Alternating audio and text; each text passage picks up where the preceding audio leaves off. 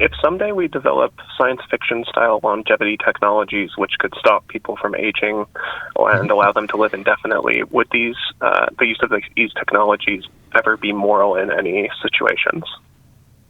Well, why would they not be moral? I could imagine that it could cause problems in terms of populations, in terms of the natural course of human life, potentially depending on how the technologies work, if they would hinder some natural function of the body while maintaining its being alive. I could see some possible ways that it could be immoral. Well, you're adding to the situation. I mean, the question, as phrased, was, just we develop a technology that will let people live indefinitely. Is it moral to use that? Now you're introducing new factors, like this technology has some kind of effects that are immoral on the human bodily function. So, well, if you're building a technology that immorally affects human bodily function, well, then it's not going to be moral to use that. But that's not the same thing. The technology initially asked about was one that that just lets people live indefinitely. So, without introducing new factors, can you think of any reason why it would be immoral to have a technology that lets people live indefinitely? Not off the top of my head. Yeah, neither can I. God doesn't have a problem with us inventing medicines and techniques and technologies to extend human life. And so given that, there doesn't appear to be anything that would prevent us from being able to morally elicit one that's more open-ended. If you have a technology that'll let someone get past a medical crisis and, say, have another 5 years of life, that's fine. If you then invent a technology that'll let them extend the human lifespan by another 5 years, that's fine. If it's another 10 years, that's fine. If it's another 20 years, that's fine. If it's indefinitely, that's fine, unless there's some competing factor that results in a fundamentally immoral situation that cannot be gotten around by anything other than not using the life extension technology. Then there's nothing wrong with using life extension technology, regardless of how far it might extend life. Nice. Thank you, Master Akin. No problem. Padawan. Stephen, we're glad you're here. Go ahead with your question. Okay, it's more of an objection and a question, I guess. I think you were wrong on the first caller. I do. Okay. I think that it is. Yeah, I think that he was asking, if they invent the technology that will let you live indefinitely. You said it's nothing immoral about it, but I think there is immoral. It is immoral. Okay. What? Here's my reason. Okay. Mm-hmm. I think it's immoral because it's unnatural. God did not design us to live in our sinful nature indefinitely. He allowed us to live, how does it go? The soul that sinneth shall die. We're allowed to live definitely for a definite amount of time in our sin. And that's it, not indefinitely. And plus, I think we're also playing God by doing this. He wants to give us life indefinitely, which is eternal life. Mm-hmm. And we're trying to play God by living indefinitely without him through technology. And so these are my objections. I think it is unnatural because naturally we're supposed to live only a definite amount of time, not indefinite amount of time. And it's like we're going against his will for our existence in our sinful state. So that's okay, so you put a number of issues on the table there. Let me go through them, and I need you to help me out if I forget any of them.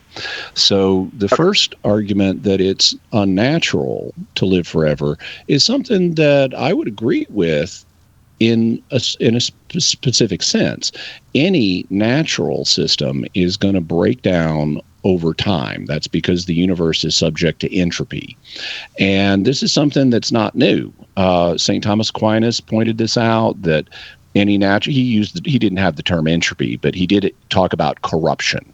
And so any natural system that's not supported by grace is going to corrupt over time, in Aquinas's language. And therefore, the immortality that God had given Adam and Eve before the fall, that was unnatural. it went beyond nature, but that didn't make it wrong. And God will ultimately restore all of us to a state of immortality, and that's not going to be wrong. It's also not the same thing as what I was talking about, because I was asked about a technology that extends life indefinitely, but that doesn't mean you're not going to fall off a cliff and die. It doesn't mean you're not going to be stabbed and murdered someday. It's not true immortality. That's something we don't know how to achieve, because that really does go beyond nature, and we can't go beyond nature. What God has given us the ability to do is work with nature to extend life. And so in working with nature to extend life, we are not doing anything unnatural. We would just be exploiting abilities that are resident within nature that God has given us the intellects to crack. And just like we can use our intellects to ameliorate other aspects of human suffering by working within nature, if we found a way to dramatically extend human life, even indefinitely, by working with nature, then we wouldn't be doing anything unnatural. Okay, so that's the first issue. You then started talking about living apart from God, and you're changing the equation then. Just like I discussed with the first caller, you're introducing new conditions that are not part of the original question.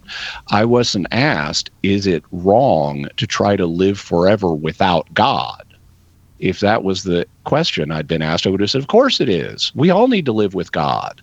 And if you're trying to evade the divine reality by living forever, you need to get your priorities straightened out. On the other hand, if you are someone who's living a life in harmony with God, and you're able to work within nature to extend that life indefinitely, then the objection of living without God does not apply in this case. So again, that's changing the initial question. Also, we're not going to be evading God indefinitely, because he is coming back someday. And when he, there's nothing wrong with living till the second coming.